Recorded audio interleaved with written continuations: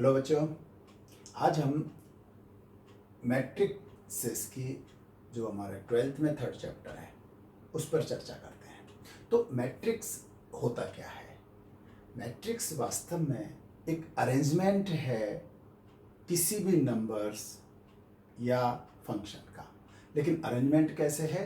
इसमें arrangement numbers को horizontal और वर्टिकल लिखा जाता है और उनको एक रेक्टेंगल में बॉक्स में अरेंज किया जाता है। जैसे मान लो मैंने लिखा 1 2 3 4 5 6।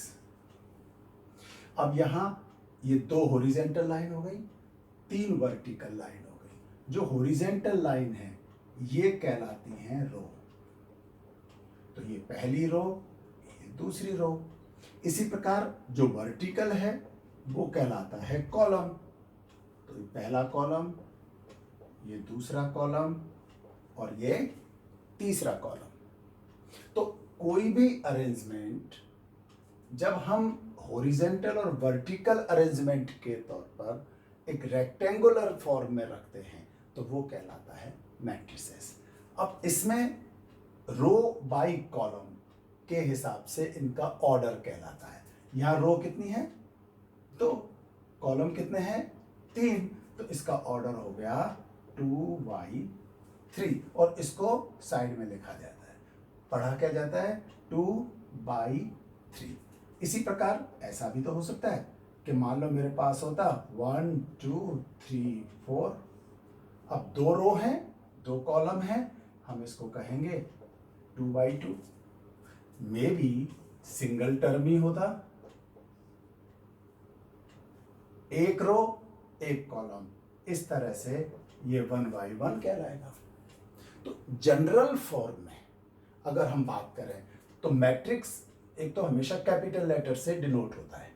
सो matrix A equal to AIJ, यहाँ स्मॉल a रिप्रेजेंट कर रहा है इसके एलिमेंट्स को और I एंड J रिप्रेजेंट कर रहे हैं इनके रो एंड कॉलम को। यानी I रो को रिप्रेजेंट कर रहा है और J कॉलम को रिप्रेजेंट कर रहा है और ये इनका है ऑर्डर। मींस M रो है और N कॉलम है। तो यदि हम इनको जनरल वे में लिखें तो A11 first row first column, first row second column, इस तरह से फर्स्ट रो nth कॉलम पूरा हो जाएगा। अगर हम लास्ट में देखें तो चूंकि M रो है तो AM1 से लेकर के और लास्ट एलिमेंट हो जाएगा AMN और इस मैट्रिक्स का ऑर्डर हो जाएगा M/N। तो इस तरह से किसी भी मैट्रिक्स को हम रो और कॉलम फॉर्म में रेक्टेंगुलर फॉर्म में अरेंज करके रखते हैं। जितनी रो और कॉलम होता है उसी हिसाब से उसके ऑर्डर होते हैं। तो इसकी जनरल फॉर्म आपके ये हो गए। अब एक एग्जांपल देखते हैं। मान लो मुझे एक मैट्रिक्स दे रखा है और मैट्रिक्स में मुझे दे रखा है कि भाई AIJ आपका है I-J/2। ये मुझे दे दिया और इसका मुझे ऑर्डर भी मालूम है कि जो A है वो मेरा है मान लो 3/3 का। अब 3/3 ऑर्डर का कोई A मैट्रिक्स है जिसका AIJ की वैल्यू ये है और मुझे फाइंड आउट करना है मान लो 823। तो क्या करूंगा? सबसे आसान, A23 इक्वल टू I की वैल्यू 2, 3 की वैल्यू, J की वैल्यू 3, तो ये हो जाएगा मेरा 2 - 3/2। चूंकि -1 होगा लेकिन मॉडुलस है इसलिए 1/2 आ गया। तो यदि मुझे पर्टिकुलर कोई एलिमेंट पूछा है तब तो मैं उसी को निकालूंगा। लेकिन मान लो मुझसे कह दिया सीधा कि फाइंड A, तब सबसे पहला काम आप करोगे लेट A इक्वल टू 3/3 का पहले मैट्रिक्स बना लेना। कैसे? A11 A12 A13, फिर A21 A22 A23 A31 A32 A33। पहले इसको अगर आपने बना लिया तब कभी भी गलती नहीं होगी। क्यों? a11 की वैल्यू यानी i की वैल्यू 1, j की वैल्यू 1 डाल के निकाल सकते हो। इस तरह से सब की वैल्यू निकाल करके आप a में पुट करोगे तो बड़ी आसानी से आप इसमें इसके मैट्रिक्स को मालूम कर सकते हो। एक बार एक क्वेश्चन और आया था और वो था कि a इक्वल टू मान लो है 1 2 0 -3 1 5 एंड b इक्वल टू है 1 2 3 4 मान लेते हैं। इस तरह से a और b बोर्ड में आया हुआ है, a और b थे और आपको वैल्यू निकालनी थी a21 प्लस b22 की। अधिकांश बच्चे इसमें कंफ्यूज होते हैं, लेकिन बहुत सिंपल चीज है। a21 यानी second row first column, second row first column -3। b22 यानी सेकंड मैट्रिक्स में देखना है, सेकंड रो सेकंड कॉलम 4 हो गया। सो -3 प्लस 4, ठीक है ना। a21 क्या हो गया? -3। b22 हो गया +4 यानी कि 1 आपका आंसर आ गया। अब इसके बाद से मिटा दूं, इसके बाद यदि हम इसको ठीक से देखें तो हमारे पास आता है कि आखिर ये मैट्रिक्स कितने टाइप के होते हैं। नेक्स्ट आता है हमारा types of matrices. Types of matrices में सबसे पहला रो मैट्रिक्स, नाम से ही पता लग रहा है रो मैट्रिक्स, जिसमें सिंगल रो हो। जरूरी नहीं है आपका 3 4 भी हो सकता था, आपका केवल 5 भी हो सकता है, पर ध्यान क्या रखना है, जिसमें रो एक ही हो, कॉलम नहीं हो। इसी प्रकार से कॉलम मैट्रिक्स जिसमें सिंगल कॉलम हो, जिसमें सिंगल कॉलम हो। हाँ, ये भी हो सकता है, बिल्कुल 5 हो सकता है, क्योंकि यहां भी तो एक ही कॉलम है, दो थोड़ी है। अगर इनके ऑर्डर भी साथ साथ लिखें तो इसका ऑर्डर क्या लिखेंगे आप? 1y3। इसका ऑर्डर क्या लिखेंगे? 1y2। और इसका ऑर्डर 1y1। इसका ऑर्डर 3y1। इसका ऑर्डर 2y1 और इसका तो वही 1y1 है। तीसरा और सबसे इंपॉर्टेंट है हमारा स्क्वायर मैट्रिक्स, जो सबसे ज्यादा यूज होता है। Square matrix very simple. Square matrix means number of rows equal to number of column. मतलब अगर मैं कहूं 1 2 3 4, 2 रो 2 कॉलम, यानी जितनी रो हैं उतने ही कॉलम है। हम ऐसा भी तो कह सकते हैं कि केवल 5 है, ये मेरा 1y1 हो गया।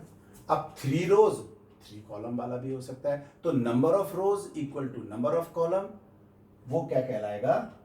स्क्वायर। वो रेक्टेंगल नहीं बनता ना, चारों साइड इक्वल हो गई, तो वो स्क्वायर मैट्रिक्स कहलाता है। अब स्क्वायर मैट्रिक्स के ये कुछ पार्ट्स हैं, टाइप्स ऑफ स्क्वायर मैट्रिक्स। ध्यान करना, मैट्रिक्स तो है लेकिन स्क्वायर मैट्रिक्स के भी टाइप होते हैं कि यदि किसी भी स्क्वायर मैट्रिक्स में जो इसका प्रिंसिपल डायगोनल होता है, एक शब्द ले रहा हूं, ध्यान करना, किसी भी स्क्वायर हो, रेक्टेंगल हो, डायगोनल्स तो 2 होते हैं, आपने देखा ही है। कोई भी स्क्वायर होगा वहां पर या रेक्टेंगल होगा, उसमें डायगोनल्स तो 2 होते हैं। लेकिन यहां मैट्रिसेस में प्रिंसिपल डायगोनल की बात करते हैं, और प्रिंसिपल डायगोनल वो होता है जिसमें रो और कॉलम सेम हो, जिसमें रो और कॉलम सेम हो। मींस a11, जैसे हम यहां देखें स्क्वायर मैट्रिक्स में, तो a11 एक मैं 3x3 का भी बना देता हूं, 1 2 3 4 5 6 7 8 9, ये हो गया 3x3 का। तो a11 1, a22 5, a33 9, तो ये 159 जो प्लेस है, यानी ये डायगोनल जो बना, ये कहलाता है principal diagonal. So principal diagonal के अलावा कोई भी एलिमेंट इसमें, यानी बचे कुछ सारे एलिमेंट्स 0 होने चाहिए। प्रिंसिपल डायगोनल को छोड़कर। जैसे अगर मैं कहूं 2 0 0 5 प्रिंसिपल डायगोनल पर है, या हम कह सकते हैं 3 0 0 0 2 0 0 0 5 प्रिंसिपल डायगोनल पर अगर एलिमेंट हो, और बाकी सारी जगह अगर हम इसको जनरल वे में कहें तो i is not equal to j। पहली बात तो if I is not equal to j, then aij equal to 0, यानी जिसमें i और j इक्वल नहीं हो तो वो aij 0 हो जाए, वो एलिमेंट ही 0 हो। इसी प्रकार दूसरा इसी का छोटा भाई स्केलर मैट्रिक्स। स्केलर क्या कहता है कि यदि डायगोनल मैट्रिक्स, ध्यान करना डायगोनल है तो स्क्वायर होगा ही। अब डायगोनल यानी केवल यहां प्लेस पर है वैल्यू, तो डायगोनल प्लेस पर यदि कॉमन एलिमेंट्स हो तो वो कहलाता है स्केलर मैट्रिक्स। कॉमन हो, कॉमन का मतलब कुछ भी हो सकता है, पर होगा तीनों डायगोनल प्लेस पर सेम एलिमेंट, तो वो कहलाएगा स्केलर मैट्रिक्स। और इसी का फिर एक और छोटा भाई, और वो है आइडेंटिटी मैट्रिक्स। इसको यूनिट मैट्रिक्स भी कहते हैं। इसका बहुत बड़ा रोल है मैट्रिक्स में। और इसमें ये क्या कहता है, ये कहता है कि जी मैट्रिक्स तो होगा, लेकिन मैट्रिक्स में जो सेम भी होगा, यानी स्केलर भी होगा, डायगोनल भी होगा, स्क्वायर भी होगा, लेकिन वैल्यू 1 होगी। इसमें जो एलिमेंट होगा वो, अब आप कह सकते हो कि ये स्केलर भी है या नहीं, बिल्कुल है। ये डायगोनल है या नहीं, है। स्क्वायर है कि नहीं, है। लेकिन 1 1 1 है, इसलिए इसका एक और नाम हमने रखा, एंड दैट इज आइडेंटिटी या unit matrix. And the last one, हाँ, इसको आई से भी डिनोट करते हैं। कई बार लिखा होता है I2 यानी 2/2 का, I3 3/3 का, and last one is zero matrix. ये स्क्वायर मैट्रिक्स का पार्ट नहीं है, इसका ऑर्डर डिफरेंट हो सकता है, लेकिन खास बात क्या है कि सारे एलिमेंट जीरो होंगे। सारे एलिमेंट, ये हो गया ना 2/3। हाँ, स्क्वायर भी हो सकता है, ये कोई मना नहीं है कि स्क्वायर नहीं होगा, स्क्वायर भी हो सकता है, लेकिन इसमें स्क्वायर हो ये जरूरी नहीं है, कोई भी मैट्रिक्स हो सकता है। लेकिन खास बात क्या है कि ऑल एलिमेंट्स जो हैं वो जीरो होंगे। तो इस तरह से ये हमारा रहा टाइप्स ऑफ मैट्रिसेस। इसके बाद अगर हम बात करें तो हम बात करते हैं इक्वल मैट्रिक्स की। इक्वल मैट्रिक्स और एडिशन मैट्रिक्स। इसके बाद जो हमारा अगला टॉपिक है, तो इक्वल मैट्रिक्स किसे कहेंगे? इक्वल मैट्रिक्स का मतलब होता है ऐसा मैट्रिक्स जिसके कॉरस्पॉन्डिंग एलिमेंट्स सेम हो। वे दो मैट्रिक्स जिनके कॉरस्पॉन्डिंग एलिमेंट्स सेम हो, वो इक्वल मैट्रिक्स कहलाएगा। जैसे मान लो A इक्वल टू, हमारे पास है x 1 2 3 4, तो B भी हमारे पास 1 2 3 4 होगा, तभी वो इक्वल कहलाएगा। तो इक्वल मैट्रिक्स के लिए हम अब पढ़ रहे हैं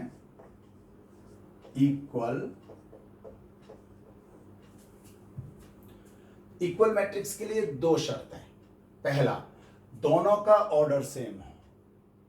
दूसरा, कॉरस्पॉन्डिंग एलिमेंट्स सेम होंगे।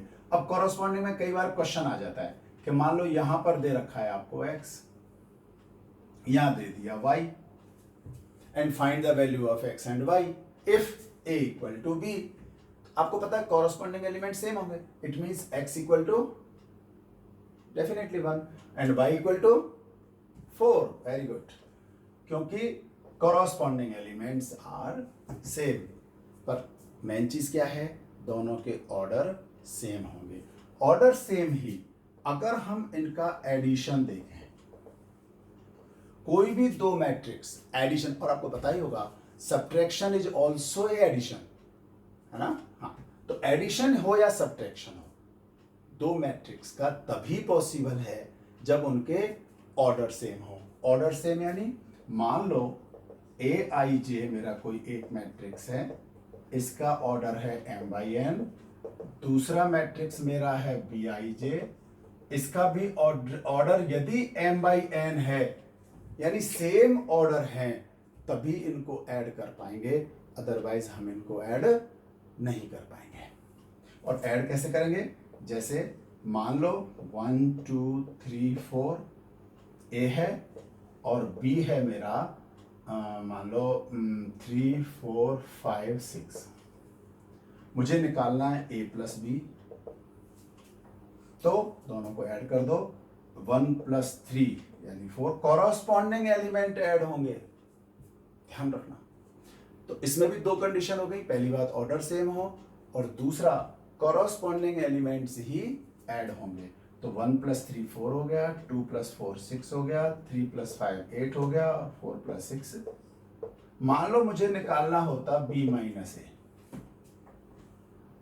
हाँ, तो इसका मतलब हम लिख सकते हैं ना,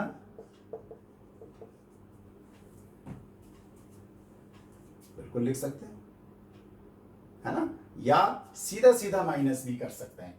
b माइनस ए में 3 माइनस 1 2 हो गया, 4 माइनस 2 में 2 आ गया, 5 माइनस 3 में 2 आ गया और 6 माइनस 4 में भी 2 आ गया। इस तरह से हम इनका एडिशन भी निकाल सकते हैं। और इसके बाद जो आता है वो आता है scalar multiplication. Scalar multiplication, scalar multiplication यानी किसी भी स्केलर नंबर से मैट्रिक्स को मल्टीप्लाई करना।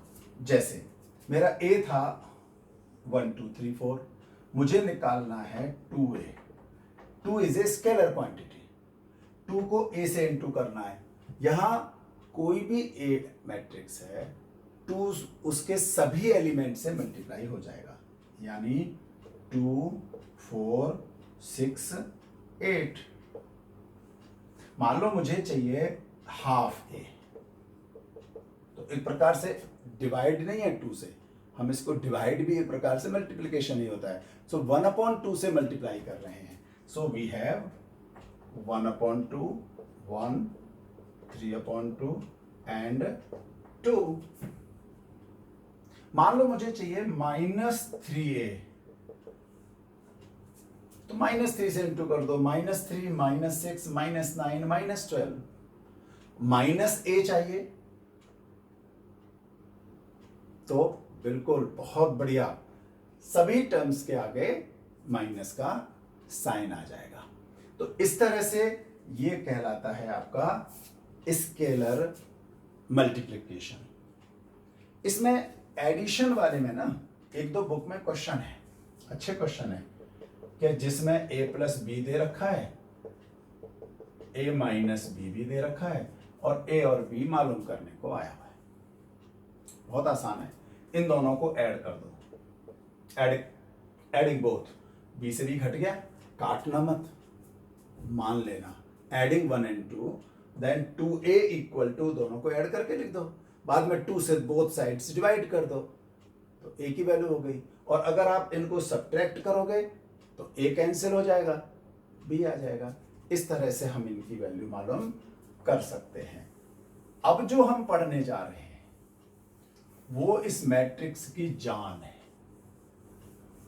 और इसलिए मैं जान कहता हूं कि बच्चे पता नहीं क्यों कंफ्यूज होते हैं, मुझे नहीं पता आज तक, पर बहुत कंफ्यूज होते हैं। और इस टॉपिक्स पर आकर के, जबकि इसकी जरूरत सबसे ज्यादा मैट्रिक्स और आगे डिटरमिनेंट जब आप करोगे ना उसमें पड़ेगी, और वो है मैट्रिक्स मल्टीप्लिकेशन,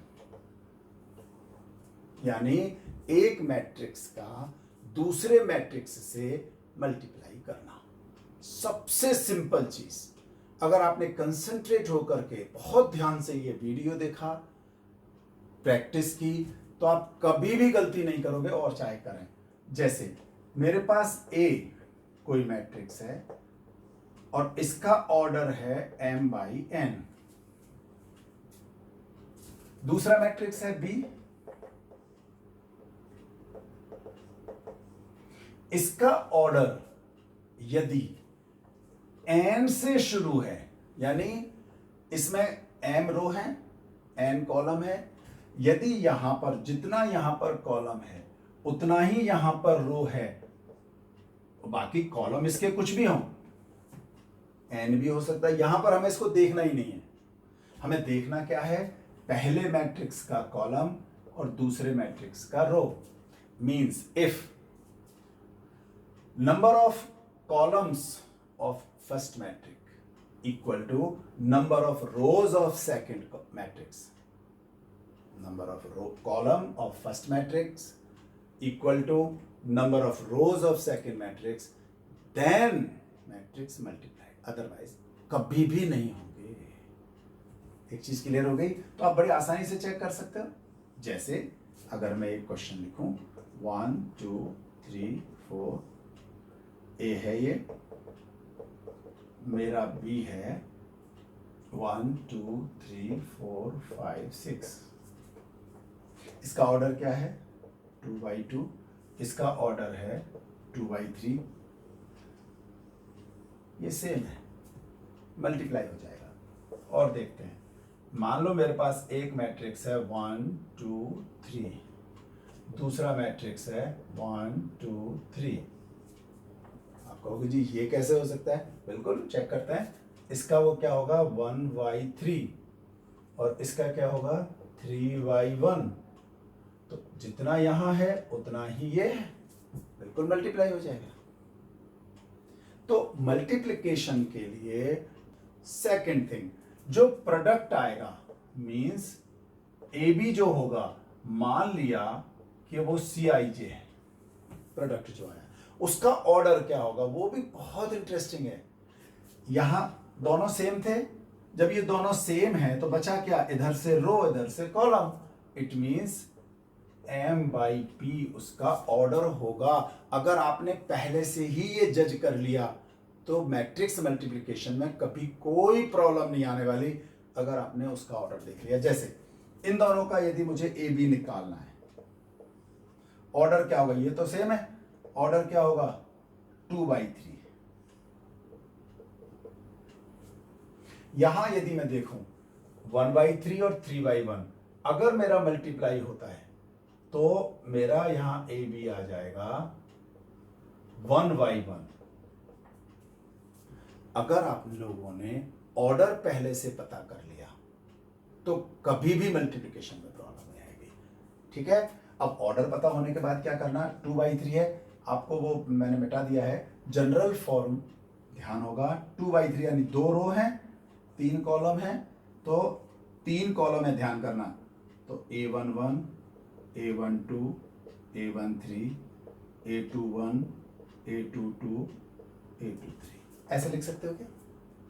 बिल्कुल, आप चाहे रफ साइड में लिख लो इसको, लेकिन ये आपको बहुत हेल्प करेगा। कैसे? A11 यानी first row first column, definitely first row first column से मल्टीप्लाई होगी। A12 first row second column से मल्टीप्लाई होकर के यहां लिखा जाएगा, फर्स्ट रो थर्ड कॉलम से मल्टीप्लाई होकर यहां लिखा जाएगा। जैसे first row first column, first row first column. अब यहां भी 2 एलिमेंट है, यहां भी 2 एलिमेंट है, कॉरस्पॉन्डिंग शब्द जो शुरुआत से चल रहा है इक्वल मैट्रिक्स से, उसे नहीं भूल जाना। मल्टीप्लाई भी होंगे, एडिशन होंगे, इक्वलिटी चेक होगी, सब कॉरस्पॉन्डिंग से चेक होगी।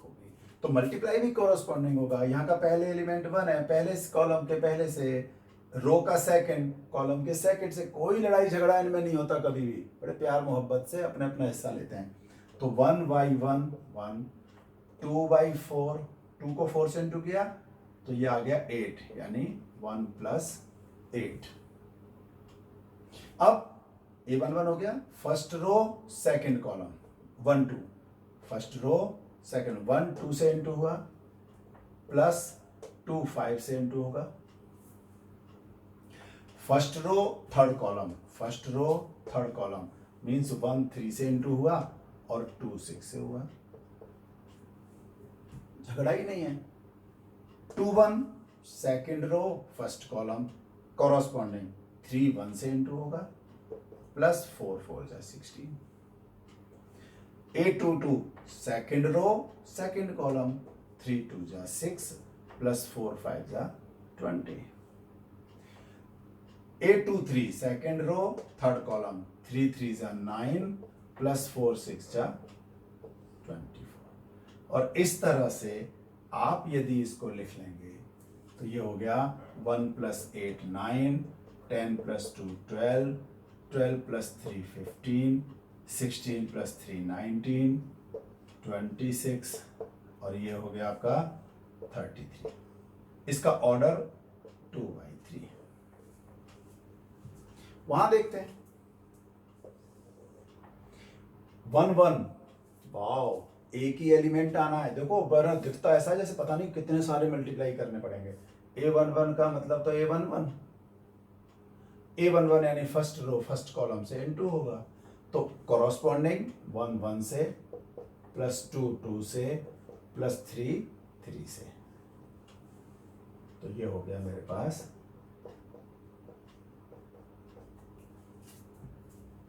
इस तरह से अगर आपने ध्यान किया तो मैट्रिक्स मल्टीप्लिकेशन में कभी भी कोई प्रॉब्लम नहीं आएगी। कैसा लगा?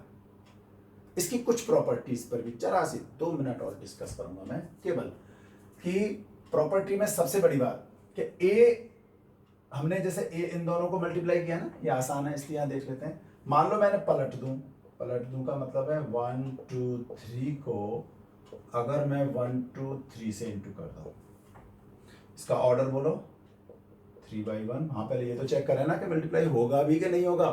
हाँ हमने तो लिख दिया, यहां देखें तो ये हो गया 1/3। ओके ये दोनों सेम है ना, मल्टीप्लाई हो जाएगा। एक बार इसको भी चेक कर लें, ये हो सकता है क्या बी ए, तो बी 1 2 3 4 5 6 और इंटू 1 2 3 4, इसका ऑर्डर है आपका अब 2/3, इसका है 2/2। ये सेम है क्या?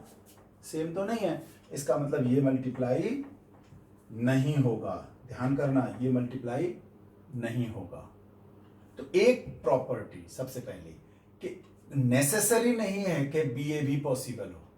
ए बी अगर हो रहा है तो इट्स नॉट नेसेसरी कि ए बी भी हो रहा है तो बी ए भी प्रोडक्ट हो जाए। दूसरा, ए बी आपने निकाला तो 1/1 आया, यहां पर ये सेम है, अगर इसका प्रोडक्ट निकालोगे तो क्या आएगा? हो गए कंफ्यूज? 1 और 1 सेम है, प्रोडक्ट में क्या है? हाँ बिल्कुल 3/3। अब सोचो इसका आ रहा है 3/3 ऑर्डर, इसका प्रोडक्ट आया 1/1, क्या दोनों सेम आएंगे क्या? तो जिसमें ए बी के साथ बी ए हो भी रहा हो, कंपलसरी नहीं है कि वो सेम आ जाए, अलग भी आ सकते हैं। इट मीन्स ये कम्यूटेटिव नहीं होता है। ठीक हो गया? और एक इसी के प्रॉपर्टी में सबसे खास बात कि ये non zero matrix, non zero matrix कैसे कहते हैं? जो जीरो मैट्रिक्स नहीं हो, यानी जिसके सारे एलिमेंट्स जीरो नहीं हो, वो कहलाता है नॉन जीरो मैट्रिक्स। तो आमतौर पर आपने अब तक जो पढ़ा था कि कोई भी मल्टीप्लिकेशन इक्वल टू में जीरो तब होता है जब जीरो से मल्टीप्लाई किया जाए, यहां भी है बिल्कुल वही है। अगर जीरो से मल्टीप्लाई करोगे जीरो मैट्रिक्स से तो वो जीरो ही हो जाएगा। लेकिन अगर जीरो है तो ये कंपलसरी नहीं है कि इन दोनों में से कोई एक जीरो हो सकता है वे दोनों ही नॉन जीरो मैट्रिक्स हों और उनका प्रोडक्ट देखें तो जीरो आ जाए। एग्जाम्पल आप ढूंढो, है ना, कुछ चीजें खुद करो, बाद में मजा लेंगे ना आराम से बैठ करके। तो इस तरह से मैट्रिक्स का यहां तक का एक पार्ट महाराज मैट्रिक्स का समाप्त होता है। बाकी इसके कुछ डाउट्स हो कमेंट करो, कोई भी बात हो कमेंट करो, कुछ लिख करके भेजो। तो इसके कुछ डाउट्स या कुछ ऐसी चीजें हैं जो मेरे से कुछ रह गया हो आप आप मुझे बताना। तो नेक्स्ट पार्ट जब हम इसका बनाएंगे उसमें हम इसको ऐड करेंगे। ठीक है, बाय।